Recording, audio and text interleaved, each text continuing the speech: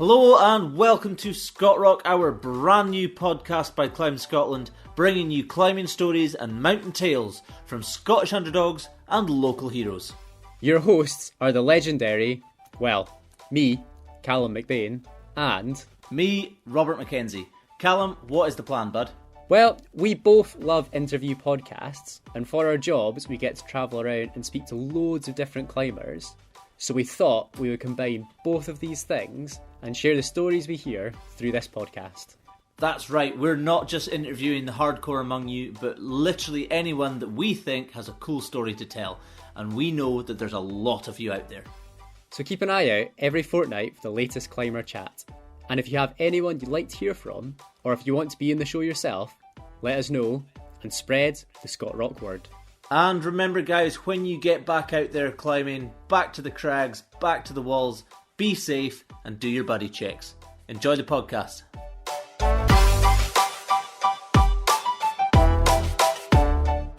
Hello and welcome to Scott Rock. This is Robert and welcome to our brand new podcast. This is, I think, the first episode we're going to be putting out there, and we are starting with a total hero. But first, quick introduction. I'm Robert Mackenzie, co-host of this little project. Myself and Callum are going to hopefully bring you an episode every couple of weeks, and we will do our best to alternate who you're having to listen to each episode. At some point down the line, we'll interview each other so you can get to know your host a little bit better as well. But for now, I'd like to say that I am super psyched about doing this. Me and Callum have been chatting about doing a podcast for a couple of years now, and well, the powers that be at Climb Scotland somehow agreed to let us do this. I don't think they've realised what they've done. So, I hope you enjoy our little project. Please send us any feedback, good or bad, all is welcome. Suggestions on who you'd like to hear from, and hey, like we said in the intro, if you want to be on the show, come and have a chat, maybe over some cake, most likely over some cake. Just let us know. Anyone can be on the show if you've got a good story to tell. All are welcome. Yeah, so let's get this thing rolling. To kickstart Scott Rock, we have a local legend. This guy has already done so much in Scottish mountaineering. He's also a super strong climber. Coming out of Glasgow, he is your classic Dumbarton rock crusher, but he has just finished an epic mission.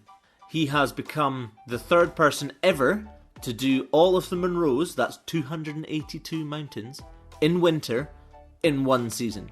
Yes, that means he was still going up hills during all those storms in February when we normal people couldn't get out. And on top of all that, it only took him 97 days. 97 days. So, you guessed it, Kevin Woods has sat down with me so I could ask him the most important question of all. Why? Cool. Good. All right. Aye. Happy to just kick off then? Very happy to go. Yeah. Hit me. Cool. All right. So normally we'd be sitting down with the local legend that is Kevin Woods. This But guy.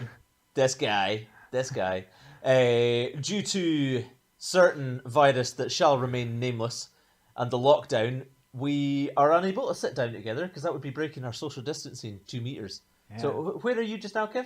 Okay, so yeah, I'm just at home in Glasgow at the minute. So you're in Glasgow. Where about Yep. in Glasgow, actually? Yeah. Sorry, say that again? Where about in Glasgow are you? Yeah, North End, so Bearsden, so it's actually quite good. So Bearsden.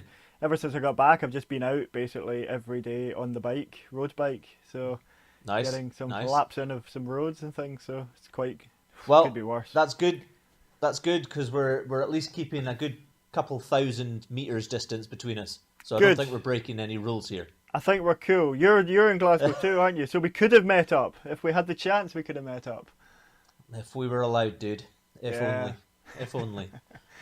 Yeah. Cool. Well, absolutely. anyway, Kev has volunteered his time, not that he's doing much else, to have a chat with us about his latest and greatest project. What have you just done, big man? Okay, yeah, so I have done a round of the Monroes, so the 282 summits this winter. Yep, so December one to March. season. Yeah, 3 months, so just finished Wow, that. good and effort. Glad to be Good home, so it's been good. So you you've done the rounds before. You completed your summer round in, was it 2015? Was it? Yeah, just a little bit before that. So as of I suppose now, so I've got 4 Monroe rounds like total. So that's just like Monroe rounds, and then within that there's been 1 summer round in 2013. So that was just again 3 and a bit months. And then this winter round was like very much a similar thing. So it was 3 and a little bit, and yeah. So Hang that's on, that. did you just say that you've done the round 4 times? Yeah. So I just finished my 4th Monroe round. Yeah. That, So it's been dude, you are a very- monster. Yeah. So, yeah, just before I did the summer 2013 one, I had pretty much done 1, and then the summer 2013 happened. That was 2, and then in the sort of 5 years since then, I mean, it's been actually really easy going. Did a sort of 3rd, and then the winter one for 4. Dude, you're a madman. You're a madman. So your summer one that you did in 2000, was it 2013 you did it? Yeah, 2013. Yeah, you did that in 98 days. That was 98 days. Yeah. Man.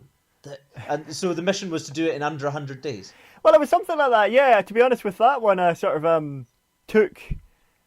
I took sort of days that I thought, right, what can I do myself on my own, back to back, and just where do we end up at? And it just happened to work out at about 100-ish, and we'll see where we end up.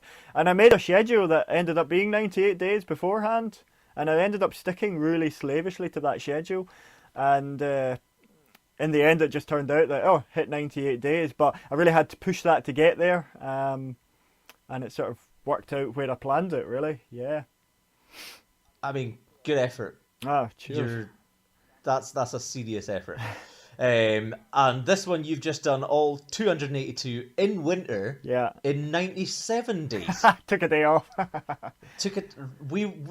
gonna ask you some questions on that later on, Okay, but I want to talk about this winter one because it's insane. Every time I think about it, it's just nuts. My first question for you, right? Okay. Is why? Yeah, good question. It seems like a really good way to be miserable, doesn't it? Like, why? I appreciate it, but for those that have never actually done a Monroe, why do the Monroe round? What is it about the Monroe round that is appealing? Yeah, do you mean just Monroes in general, or the winter one, or both? Yeah. Just Monroes in general. Yeah, like I suppose, like I've always just. I mean, I do a lot of other stuff as well in terms of obviously the climbing and loads of climbing of all different sorts and a few other bits and pieces of different sports. But I'm always coming back to going essentially, it's hill walking, isn't it? Just being in the hills. Monroes form a good template. They form a good aim, I suppose. They aren't the be all and end all, and they're certainly not the full point of it. But they do give you something really cool to sort of go at, and always. To be honest, I always just enjoyed it, I think there's something to be said for, there's a combination there that I've always enjoyed, which is that you're getting this really good workout. You can be out in the hill all day. It can be really immersive because you could end up in mountain ranges at the back end of nowhere.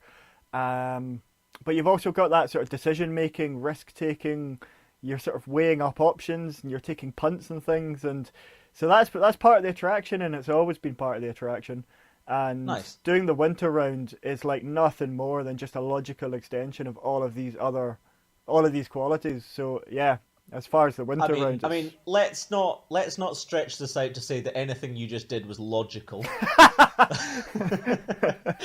So I mean, you've done, you did the first one in 98 days. You've just done this one in 97 days. Okay, yeah. We've gone through why do the Munros, but why do them so quickly? What is it about doing it with the sort of time challenge? Yeah, the time. Or doing in the single season? Yeah, I don't really know. I think is important. A thing is that when you come up with an idea like that, and it's one of these things that you probably could do if you really think about it, but you've got to think about it. So I tend to think the process before you get started in the thing is like almost as important or more important than actually doing it. And so when it came, I remember really clearly with the summer round in 2013, and it was back in 2011. I just had this like moment of like complete thrill that, oh my god, I could do that. I know I could do that. And then you just get into this world of logistics and how to move around the mountains and how to do things. It just opens up a hell of a lot about, right, how do you make this work? And that whole intellectual, I suppose an intellectual challenge is a lot of fun. It's a lot of fun. And I really, really enjoyed it. Yep. And I love it. And you don't get that as well with day walks. It's like with day walks, you would go out and you might have a totally epic day, and that might be good enough. I mean, absolutely it's good enough. But when it comes to doing them back to back, it's like decisions that you make now will profoundly influence what happens tomorrow and the day after and the day after. And so say you're struggling for motivation, but the weather's like pretty decent, right? And you're trying to clear out an entire mountain range, and if you can't be bothered and it didn't matter, you could just go back. But because you know that you're going to be there like in 2 days' time and you'll be back to kind of finish these off, it's like, well, I can't, there's no point in like just like nipping out now. You're just going to harm yourself. So get it done now. And so it turns into this much more involved thing where all the decisions you make, and also at every point of every day, like work down the line to your advantage or not to your advantage. So I suppose it's just involved, isn't it? I love it. It's just like you come up with, you have that thought process of, I could probably do that, and then it grows on you to the point where like, right now I need to do it, and then the process of planning everything is so in depth that you get properly into it. Yeah. Well, that's cool. The funny one with the winter round was that when I first seriously thought about it, I didn't think I could do it, but I was pretty sure I knew what needed to be done to be able to do it. So when I did the 2013 round, I had a little tiny thought, I'm talking tiny thoughts back then about like, oh god, imagine doing this in winter. God, that would be really hard. And it was almost like, oh god, that would be really horrible. and then like after finishing 2013, like the pain of all that just hardness, it's too close. So it's like years had to go by before thinking, oh, do you know what? I'm really up for a challenge again. And like what I mean by that is like, by doing the 2013 one, it's like, right, the physical part's in place. I know I can do the physical thing. I know I can probably take care of myself for like 3 months constantly in the hills. But it's all the other chaotic things that are now on board that I have to think about. And obviously you're talking about weather, snowpack, daylight, maintaining yourself. Everything's just harder. Yeah, you needed that couple of years in between to forget how nuts it felt back then. And I think it's probably worth having done that, because it definitely felt worse in 2013. Like the winter round actually in some personal ways felt a little bit better, because it's like, right, I know I can do this, just keep going and pay attention to everything that you have to pay attention to. Nice. So I was going to ask what brought like the idea around in the first place. I was wondering whether you'd always wanted to do it in winter, but you had to do the kind of build up to it, or whether it just felt like the natural progression from the summer one. Right. Okay. But I mean, you've already said that while you were doing the summer one, you kind of thought about, well, maybe the winter one would be cool. But what brought the idea to do them in a season in the first place? And do you mean like originally? Yeah. Like going right back.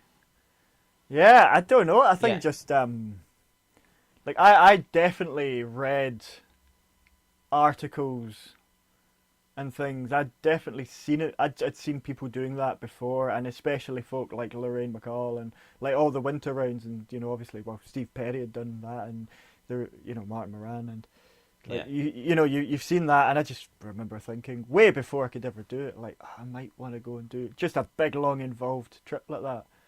Yeah. Don't really know. Nice. Yeah, it's hard to answer exactly why, but yeah, it's. Oh, it's a deep question. You wouldn't do it if it wasn't sort of somehow fun or engaging, wouldn't you? Sort of the point. Yeah, for sure. Yeah. I mean, like punishing yourself over that amount of days, there's no way you'd have the motivation if you weren't enjoying yourself. Yeah. Well, interesting you say that. Yeah, interesting you say that, because I think there's something about it being in the mountains that's almost the opposite, where like if I anyone that does stuff in the outdoors in this way will say the same. Like, if I jumped on a flipping, I don't know, like a bike machine in the house, and obviously, or whatever, and tried to do that 1,000 odd hours or whatever 100 hours of working, for 100 days. Yeah. Like, you're just going to give up at like 1%. It's just never going to happen. But there is definitely something about just being in the hills and just being out there that, I don't know why, it sort of resets your brain. For sure. Every time. It's yes, it's physically hard, but it's such good therapy just being out there. Yeah. It either gives you a little bit of extra energy to pull this off, or makes you forget how tired you actually are. Yeah. It's good for the mind being out there. Yeah, so even though it's like doing it in the mountains and stuff, it's like, I mean, fat chance of me ever walking like 2,000 kilometers in the flat. It's just not going to happen. So kind of just at the mountains justify it, I'd definitely say. Yeah. Yeah, absolutely. So why this year? I suppose this year just follows a long line of years that I thought, God, I'd like to do it this winter. Cool. Oh God, I'd like to do it this winter. And it's that sort of thing of putting it in place, putting the pieces in place. So originally, but you got a pretty good winter for it as well. Well, half and half. Well, half and half. Half and half. Again, I'm going to ask some questions on that later, because you had some time of it in February. Yeah, we can chat about that. So I mean, the Winter Munros, the Winter Monroe Round has been done a few times. Yeah. But it's only been done, I think, am I right in saying this? It's only been done twice in the single season. Yeah, so if you're going at that really sort of, if you're talking like back-to-back days and just being out, continuously, and you're on it every day, that's been done sort of twice. So that's Martin Moran, Steve Perry. There's been a couple of variations on the round as well. So Will Copestake had his sort of through the winter expedition, and there was another guy, Mike Cawthorne, wrote up Hell of a Journey, which is a book chronicling his 1,000-meter peaks in winter, and I think it was 1997. Wow. And actually, that's to answer a previous question. It was reading that because his prose, his descriptions are so brilliant. I like about the winter mountains. Yeah, that was like, oh my God, that just sounds beautiful. Like it sounds like a completely grim expedition, totally grim, brutal, and horrendous. But the way he writes it, it's just like, oh God, you just feel it like stabbing you in the stomach. It's just like stunning. So it's like, so I was reading his book actually that made me like, right, that sparked the fire. Yeah, I'm doing the Winter Munros at some point, and I'm going to work through it as well. Yeah, nice. Martin Moran, he was 1985, was it? Yeah, I think he finished in early 85. Yeah. So I mean, that's a pretty elite club to be trying to walk into there. Wow. So like, how did it feel, kind of reading that book and then taking this on and following in their footsteps? Well, I suppose I suppose so. Yeah, I suppose so. I can't really say thought about it too much. Like, I suppose the best way to think about it would be the immediate tasks, of which there are so many, sort of take precedence, I suppose. Yeah. And all it is a very long process of dealing with a billion very small tasks. So you kind of get lost in that as well. Yeah, you get lost, and whether that's preparation or the wider picture or the individual days while you're actually doing the walk, you're always just, to be honest, you're actually just sucked into, right, I need to do that, and I need to do that until finished. Yep. Yeah. Cool. So, I mean, we all know that you're already a really strong mountaineer. Like you said, this is your fourth time doing it. You were key. I think a lot of people might know your name from being key in the filming of Dave Mack's 24/8 challenge. Yep. And you helped him do the Monroe section because you're a monster and that's what you do. But did you have to do anything extra to kind of train for this or prepare for this at all? Aye. Like, did you have to do anything different to be able to do multiple days like that? Aye, I suppose the multiple day thing was the part that it's already there. So especially from my 2013 round, I had that. Like, I'm comfortable with the idea of doing multiple. Because when I started my 13 Round, I remember being so uncomfortable with the feeling of like just ragging yourself in the hill and then, oh God, I've got to do this again tomorrow. It's just a horrible feeling. You feel like you can't push. And I had that feeling once or twice at the beginning of this trip, but I sort of knew to just, you know what, it doesn't matter, just keep pushing through, because you know in your head, yeah, that you'll be fine. And that's the thing, is like, it doesn't matter if you're tired now, just leave something in the tank and you will be fine. So, so in terms of the actual day-to-day thing, I mean, I often go out in a normal year and just do multiple trips, like many people do, of just like going out for 7 days in a row, 7 big hill days, or 8, or a week or 2. You know, I do that all the time, so it's not really a mystery. And so again, this brings to another part. Yeah, you sort of start thinking about the slightly more physiology side of things, which is that I keep track of sort of what I do in terms of walking, and specifically how much time are you putting into that low level exercise but long duration, because the amount of time that you spend doing that is really important. Yeah. And that's really the important thing for me in doing this to focus on. And so that's been a gradual process built up over years. And before I left, I counted up my 2019 total. That was an 800-hour yearly total. Oof. And this trip, I've not been accurate about it yet, but I would say it's roughly in that margin of about 800 hours. So again, that's just having had several years of 700 or 800 hours per year. And so I think that sort of time volume would be a big part of the preparation, certainly. And then there's all the associated more direct experiential things that come off the back of that. So that's talking about, you know, maybe I've approached a mountain range from several angles and you know all the routes and you can spin the range round and, damn, that river's high, I can't do that. You spin it the other way, or the wind's bad there, so I'll kind of twist it. So you get really familiar with the landscape. So there's also a 3-dimensional element. It's ridiculous. It just gets, that's brilliant. That's why it's so engaging, because it just gets deeper and deeper the more that you do. Yeah.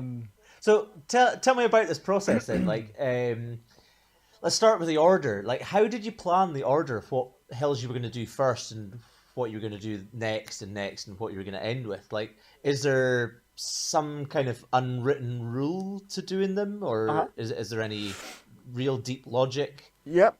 Yeah, there's some logic in this. So when I did 2013, I started in the Southern Highlands and then went across to the east and then across to sort of Fort William and Lochaber. Okay. And then I worked my way up the Northwest Highlands and I finished that in Ben Hope.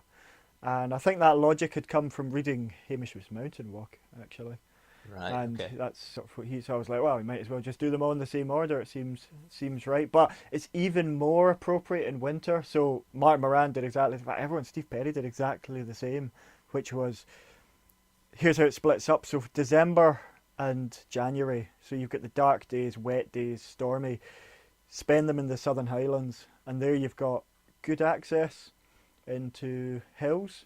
The road network's better, so you can get in and out in a day, so it's not so committing. And if there's rivers, they're generally bridged, so you don't have a problem there either. And then when it gets into, very roughly, when it gets into January, then you're talking about that Eastern Highlands across to Lochaber sort of stretch. Yeah.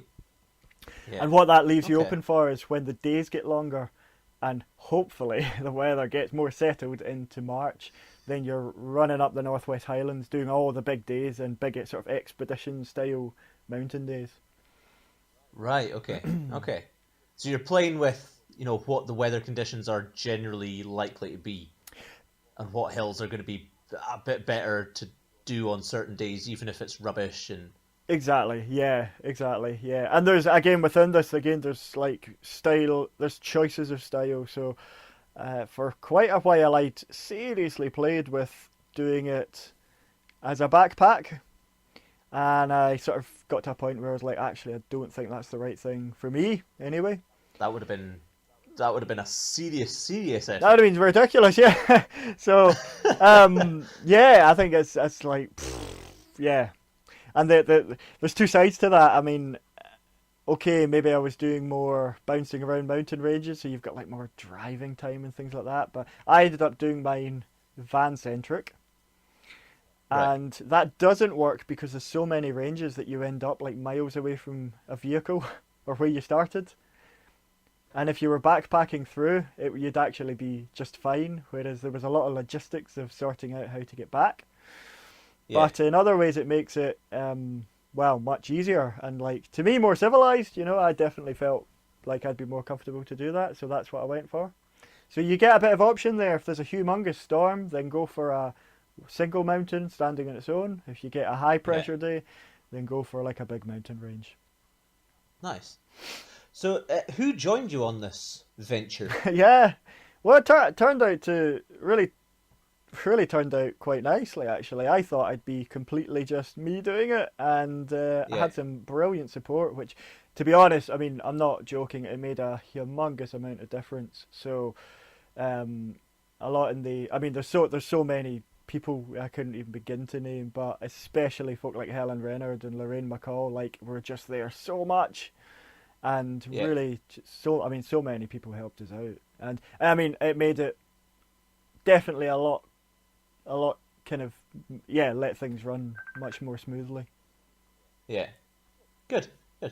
So I was going to ask kind of where you started. What was your first hill? So the first hill was Benmore on Mull. You started on Mull, because that's where you started your 2013 one, wasn't it? That's right. Yeah. Nice. Yeah, nice. Yeah. And did you say you ended up finishing it off on Lomond? Yeah, I finished on Lomond, yeah. So I was, I'm from Glasgow, so I thought, local hill. I was going to say, like, was there any reason to end it on Lomond? Is there, like, a special, almost, connection with Ben Lomond, or was there a reason that you did that over Ben Vorlich? Or, yeah, to be honest, like, it was my first, to be honest, it was my first Monroe in 2001. So I thought, well, if I could finish the winter round on the first one I ever did, I thought that'd kind of be apt. So nice.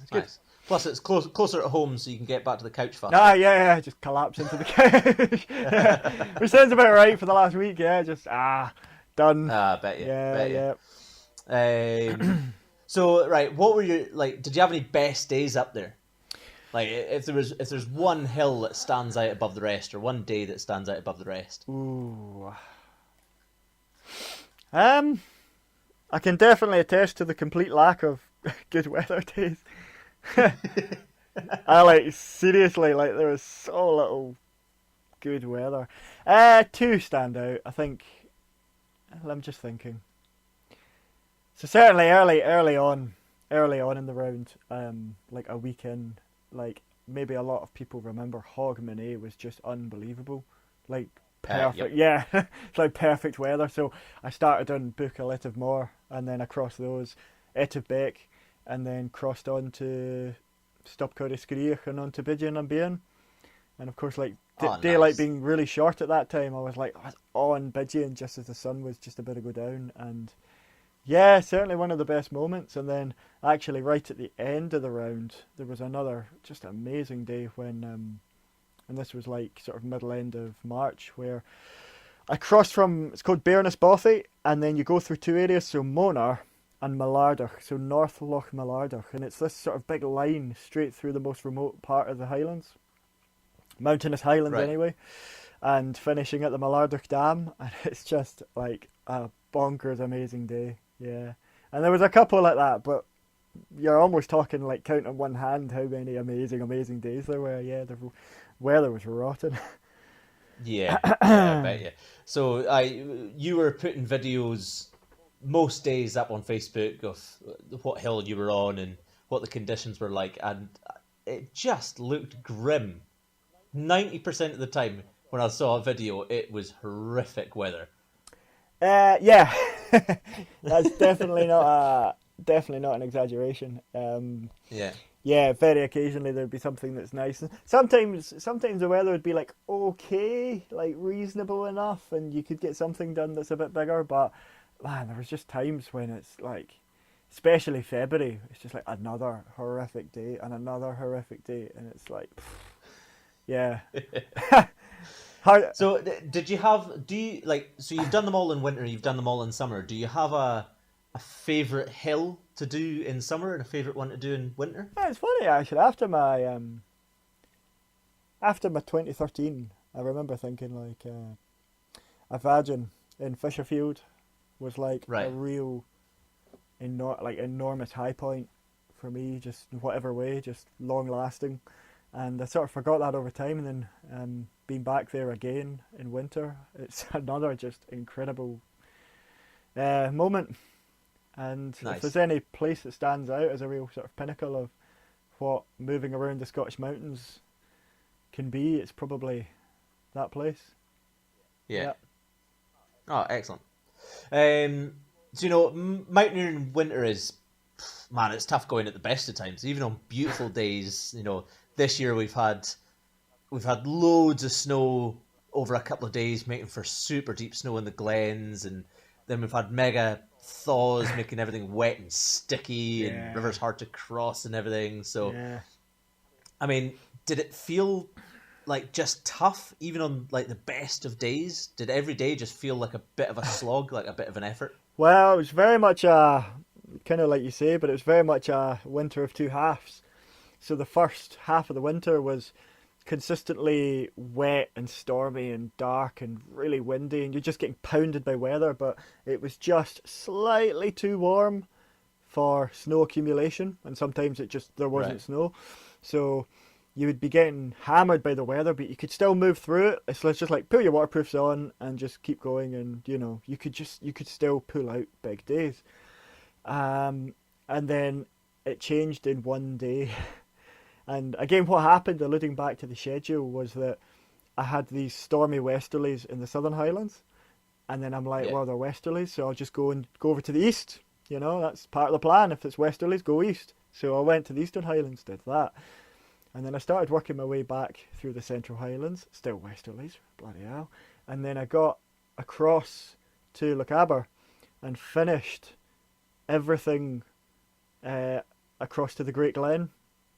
And it was at that exact point that the weather just went ballistic. Just right at the moment that I was crossing across to the Northwest Highlands. And so it just changed from the slightly too warm westerly, and it changed to polar maritime westerly. And it's like, massive accumulation of snow, massive winds, a bit of thunder, massive hail showers. It's like, oh God, your luck's running out now, so... Yeah, you had a pretty tough time of it in February, didn't you? Well, the thing is, we're talking about the planning. Another thing is, I'd taken down weather records for all the previous winters because I was like, right, if this happens, it's going to happen in sort of, knowing about what the weather's doing and how to react to it. So I took down these records and would sort of put a hypothetical plan against it, and like, can you get a day done, yes or no? And most of the time it said yes, which is why I thought it'd be a good idea to go and do.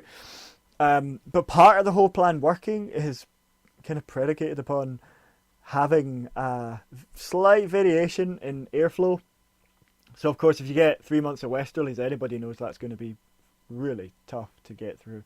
But ideally what you could do is, if the air mass turns to southerly, southeast or east, then it's like, go to the Northwest Highlands, go to Skye, go to these areas that are out the way of the weather, and hopefully you can bounce across the country.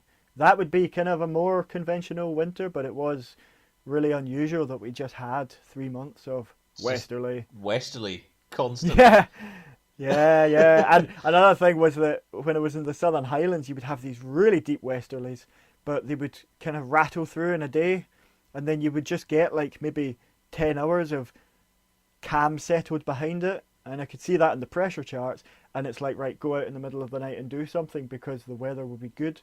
But what happened into February was that you would just have this constant stream of high winds for the next 5 days on the forecast, so you're almost going long range and there's going to be no change.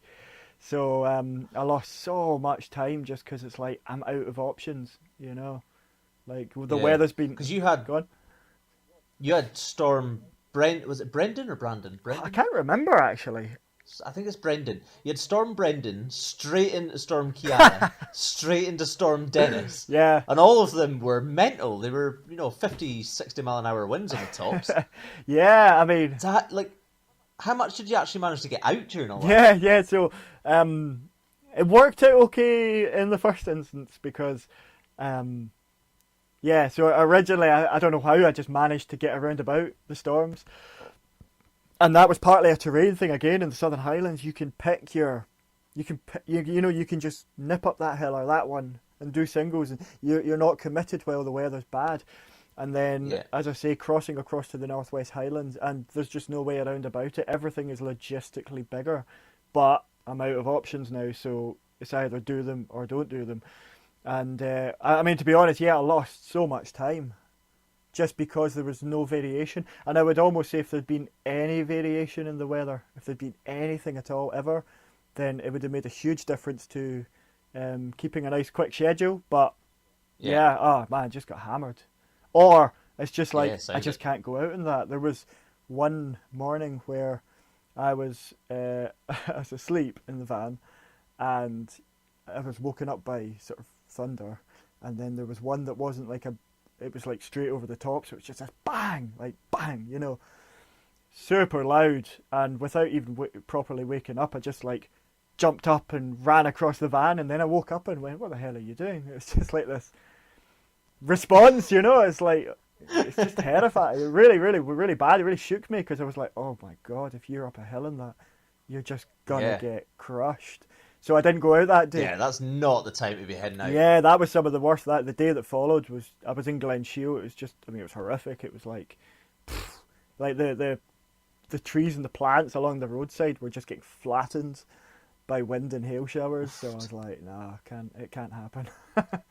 Yeah, so there's a limit. What was the roughest day you actually headed out in? Oh, on the hills themselves. Yeah. Possibly around about, I forget which storm it was. It was like the first week of February. There was a couple of pretty bad ones there. And when I went around the Northern Highlands in mid-February, and they were like struggling to stand, kind of bad. But in terms of logistics, there was Glen Affric.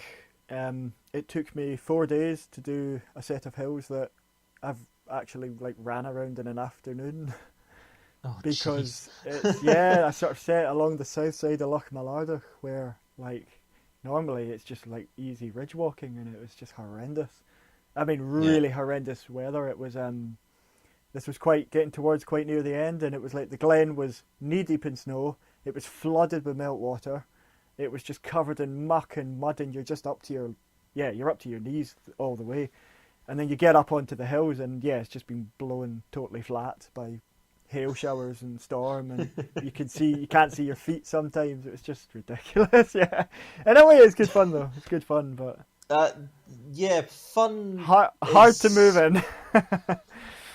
I mean, that's definitely deep in the Type 2 fun territory. That definitely. Yeah, I kind of enjoy it in a way. Like in one way, it's kind of I don't know, fun in some sort of point, but it was annoying. It's like, oh god, another day. I've only done one, but you just physically couldn't move.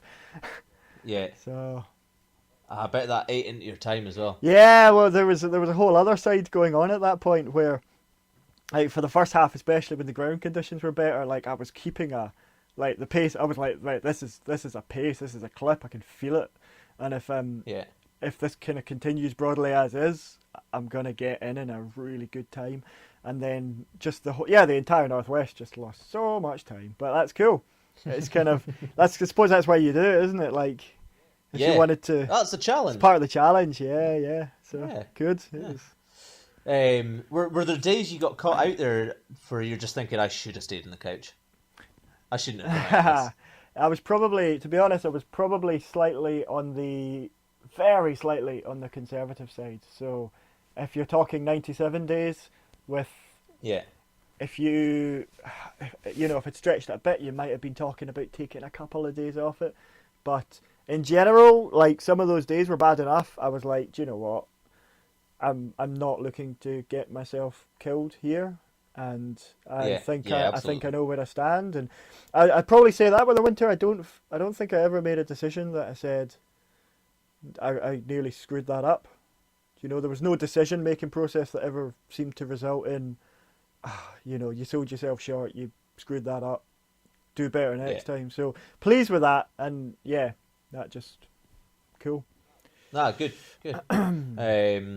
Obviously, like, with the amount of planning that you'd put into this, it's obviously paid off. The last thing you want to be going out and doing is this challenge, but also having days where you're like, man, I've messed up here, I shouldn't be here, this is dangerous. Yeah, and you don't need that. Yeah, and as well, it's like the whole, just being in such big hills and such bad weather, it's like, you're gonna, you could go, obviously everyone knows, you could go out and find a situation that would just kill you straight dead, like right there, every day. Yep. It lurks it. It's just every corner, every decision.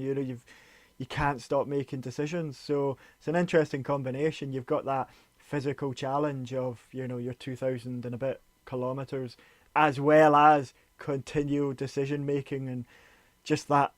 Am I doing the right thing? Am I not? Am I doing the right thing? So yeah. Aye, heavy on the mind. Yeah. Heavy on the mind, all that. Yeah. Like, it's... it's tough on the mind in the mental games to be able to make good decisions and push through the tough conditions when you're out there in winter at the best of times, even when it's a perfect day. It's it's hard going doing a full day. But to do it repeatedly day after day for 97 days... with a deadline looming, like with this idea that you need to get it done in a season. Yeah. That you've got, maybe bad weather coming, so this is your chance. You've got to get it done now. So, and I know, like, so I watched your video from the 2013 one. There was moments where you were just like, the mental game was kicking in a little bit, and you were having a bit of a stressful time completing some of the rounds that you were doing. So how did you get on with this kind of mental challenge of it this time? Okay. It was better than I worried it would be. Yeah, because I had that 2013 thing like as a marker, and like the other thing as well was like I was definitely younger then, and definitely less used to just feeling like being out there all the time and doing the day to day. So it definitely got to me more in 2013. And I felt like, in spite of the fact that all the external conditions, everything externally to me was more pumped up and more risky and harder to get through, I felt like I was much more consistent here, or very consistent really. Like, I never had serious doubts, or I never didn't want to do it. I never didn't want to go out. The only reason I didn't want to go out was if it was risk related, not motivation related, So actually it felt really consistent, and that was kind of enjoyable because I'd been worried that it would be, because again, I suppose the only thing that's ever going to sabotage you is your own head, isn't it? So, absolutely. It's impressive that you managed to keep motivation for 97 days in the conditions that you were going out in. Man. Cheers. That's nuts. Cheers. Most. I'm gonna say it. I'm gonna say most normal people would have chose to sit at home with a cup of tea on most of the days you were going out. But it's a testament to you being able to head out on some of those days, even when the conditions are not anywhere near what you wanted them to be. Cheers. I suppose I suppose the other side to it for me was like, obviously just been thinking about it for ages, and it's like I've set up everything like in advance, I'm working towards this. Even in terms of like earning, obviously. So like the year before, I'd just did a big pile of earning, freelance, all the way leading up to it, and so it's just getting your finances, getting your experience in order, getting the sort of background of all those hours walking conventionally. So it's like, right, everything's in order here. Right, this is your moment. So in a way, it's almost the opposite. It's not too difficult to be like, right, I'm going for it, day after day, because you just sort of psych yourself up for a long time. So it seemed to work out okay. Nice, good. So awesome job. Like, congrats on completing it, dude. It's nuts, and you did it 97 days, a day faster than your summertime. You're a monster. Yeah, not entirely intentional. Yeah, that was close run, wasn't it? Yeah. So how did you manage to knock a day off it? Were you just sort of better organised? It's definitely not that you got better weather. Yeah, well, I know, it's funny though, isn't it? Yeah. The weather in 2013 was actually amazing. Yeah, looking back, so many sort of camp settled days. Yeah. To be honest, So how did you manage to knock a day off? yeah, I wasn't really thinking about it in terms of like knocking the day off. There's actually I got this from it was a thing that I first heard, and maybe a lot of people have heard from Mark Beaumont, actually, because I follow him on all the stuff that he's done over the past few years. And it's that idea, and I've been guilty of this, which is that you set expectations within a framework of what you've already done. And you'll hear him and others talk about this as well. It's massively significant. So you never perform better than what you thought you would do. And the trick is try and think the other way, try and go the other way and say, well, actually, what have I got at my disposal? And what can I do? What do I think I could do? And then bring it all together, and where do we end up at? And normally that should probably be entirely detached from what you expected or what you thought might have been possible, and it might have nothing to do as well with what anybody else had done. So it's that trying to just think of that sort of attitude. So all I'm just trying to say is that I didn't sort of take my 2013 round and sort of use that as a blueprint. Try and one up it. Yeah, that was actually, I think that was really just total coincidence, because what had happened was that I started the round in the winter round just there, and through the first sort of 5 weeks or so, I got to about the halfway point roughly, and the way, and sort of as I say, I could move really, really quickly, or it felt pretty quick. And originally my schedule was, I was just going down, and it started at like 90 days, and then after a while it was like mid-80s, and I'm like, oh my god, it's low 80s. And there was a period where before February happened, it had gone to like a sort of high 70s sort of kind of, if I keep going at this as I'm going, it'll be a high 70s finish. And then February came in, and it's like all the storms and things, and then that just crept back up and up, and that's just the nature of winter. So that's and it's partly what you do it for, isn't it? Because if you as frustrating as it is, I'm like, I'm losing all this time, but all that stuff previously was just time in the bank for what's happening now. So that's good. Absolutely, that's good. Yeah. You've definitely done your year's worth of exercise. You can be on lockdown for the rest of the year and your body won't. Yeah, I know. It's funny, isn't it? It's funny. I know, this is great. This is like my heaven, isn't it? It's just like couch. Yeah. More than happy with this lockdown, you know? Yeah. I know. I think you're the only person in the country that's just like, yes, I know. I can chill. Do you know what's kind of funny though? It's like the fact that this lockdown is exactly what I was going to do anyway. So I just like finish in the nick of time. You're done the winter Munros, and funny the world's doing that, because that was my plan. Yeah. Could be worse. Well, it could be. I think me and you might be in the same boat there. Then. Oh really? You were planning on going into lockdown anyway, just to have a bit of chill time after this. But a lot of my job is working from home, so right. Nothing's really changed on my end. Yeah. Right. Okay. So you're just going as normal. I know it's so different for different people, isn't it? Like. Yeah, it's bizarre. I just think we're in hard times. I just think it's mental. I think there's also something to be said as well. There's a strange, like, I don't quite know what I think about it yet, but that sort of thing where doing something at the Winter Monroes happens fundamentally because we live in a society where we have these safety nets, and we can afford to like take risks. And as I say, like, that's the whole point of it, is going and taking calculated risks one after the other, because we can. And then, like, off the back of this, we've just flipped for the first time in probably anyone's living memory, where it's like, no, well, we can't go and just take risks. And like the contrast between the two of them is like, I mean, it just couldn't be starker, you know.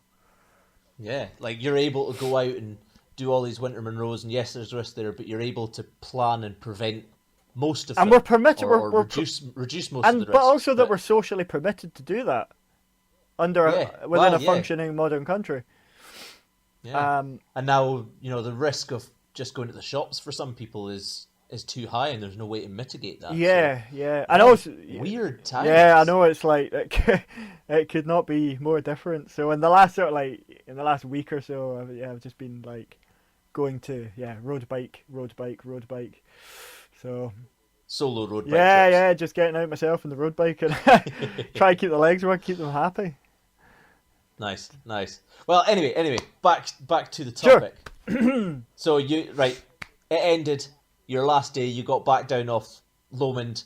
You got home. You got a cup of tea. Yeah. You shared that photo on Facebook with your cup of tea. Yeah. You looked so happy.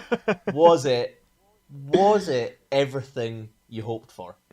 Overall, the winter Munros? Yeah. Yeah. Oh no, I'm talking about the cup of tea. Oh, shit, yeah, of course. Of course the cup of tea was everything I hoped for. No, it was good to get back, yeah. Go and see family and all that sort of stuff. Yeah. As I say, like, expected that, and it's brilliant. Nice to Yeah. be back, so... Nah, so why was the round everything that you hoped it would be? Probably... You put so much planning and preparation into this thing. Like, did it come to what you were hoping it was going to be? I'd definitely say probably yes, and probably a little bit more. And in some ways, like the same things that result in that though is so full on with the weather. It's like, well, if I wanted decision making, I got it. But probably a few other high pressure days of just settled conditions would have been good. Yeah. Part of that fun is just going out for these huge long trips, and obviously good weather obviously helps that. And there was just very little of that, and when they did come, it was like, oh wow, like look at what you can do, look how far you can go as soon as the weather's good. Makes you appreciate it a little more. Yeah, and probably also like the difference that the weather makes even more. I mean, I knew that anyway, but it's like, oh god, it was stark. Yeah. So it was amazing. I'm really sort of glad I finished it and did it, and like there were probably a lot of points as well that I was like, oh god, I don't know if this is actually going to happen. I might get that. Yeah. Was all the way through it, multiple different things, but I bet you all the way through February you're like, oh, this might not be the year. Well, the funny one when I was coming off day 4, I was coming off Ben Moore, and I've never done this before, but like my ankle sort of rebounded funny off a rut. Anyway, it just went really painful, and I was like, oh god, day 4. Oh no, I've never done anything like that in my life, and I was worrying, but it turned out to be okay. Yeah. So... Oh, good. I've just thought of this question. Yeah.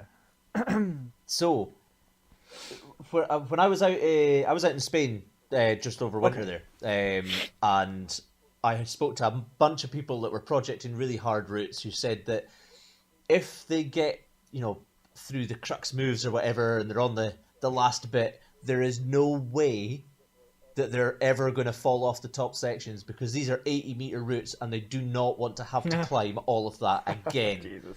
Did you get any of that towards the end of like, right, the weather's pretty bad or anything, but this has to be the year because I'm so close and I'm not doing this again next year? See, you're right. Probably it was probably like that from the beginning. From the beginning? Yeah, because full commitment. yeah. Well, I think there's like there's just so much to put in place. There's so many things to pull together. Like, I mean, I could probably without too much thought now go back and do it next year, but it's like, oh my god, for all this effort like that's been building before I even started.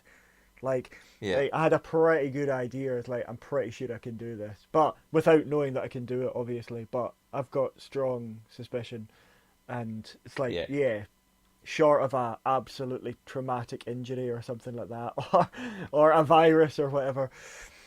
Who saw that coming? It's gonna. I think it's probably gonna happen. Probably, maybe, Nice. maybe. Although that's easy to say in retrospect. That's the other part. Yeah, absolutely. So now you've finished up. You've got home. How many days have you spent on the couch since? About like 1 billion years. I've been out on the road bike every day. Yeah. Dude, take a break. Be a normal human being for one day. Just take a break. I know. I wish my body would stop. It's like, oh god, stop. I know. Actually, Nice. The opposite I found after 2013, it's like the body was so like running up every day to move. I was like, I need to go climbing. I need to go climbing. I need to go climbing. I mean, it's full like dependency style, But I think it's probably good. I mean, I'm doing it within all the sort of, we've got guidelines and all that, so we are literally talking like a nice hour's pedaling country roads. It's great. It's actually really good. Loads of folk out cycling as well. Going out for an hour on country roads alone is better than running around the city when most of Glasgow seems to have taken up running. Maybe I shouldn't say that then. Yeah. I know. Oh no, honestly, like I reckon Glasgow's going to be the fittest city in the country after all this. Everybody's taking to running. Yeah, it's a weird one, that, isn't it? I saw a thing on Facebook which was like, what's the way to get the nation exercising? It's like ration it.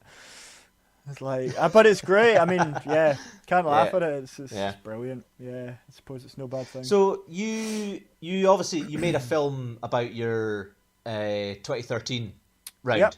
Is there a film going to be coming out for this? Yeah. So I've